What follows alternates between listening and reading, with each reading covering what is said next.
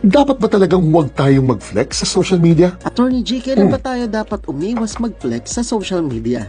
Although wala akong nakikitang masama sa paminsan-minsang pag-flex sa social media, lalo na kung pinaghirapan mo naman ito talaga, may mga pagkakataong kinakailangan nating iwasan ito muna. Ang una ay kung wrong timing ka dyan. Kahit totoong pinaghirapan mo yan, kaunting common sense at tumiming ka naman. Iwasan mong mag-flex kung hirap na hirap ang buong bayan para hindi ka rin mabash ng taong bayan. Ang pangalawa ay kung nagsisinungaling ka lang. Iwasan mong mag-flex ng mga bagay na wala namang katotohanan o yung in-exage mo lang ng lubusan dahil mabibisto at mabibisto lang ang iyong kasinungalingan at pagpepiestahan ka lang ng taong bayan. At ang pangatlo ay kung hindi mo naman ito pinaghirapan para sa mga anak at alalay ng mga mayayaman at makapangyarihan dyan. Alam nyo ba na may kasabihan na ang langaw na nakatungtong lang sa kalabaw ay walang karapatang magmayabang? Iwasan natin ang cloud chasing o yung mga pagfe-flex ng mga bagay-bagay dyan na ibang tao naman talagang naghirap upang makamit ang mga yan.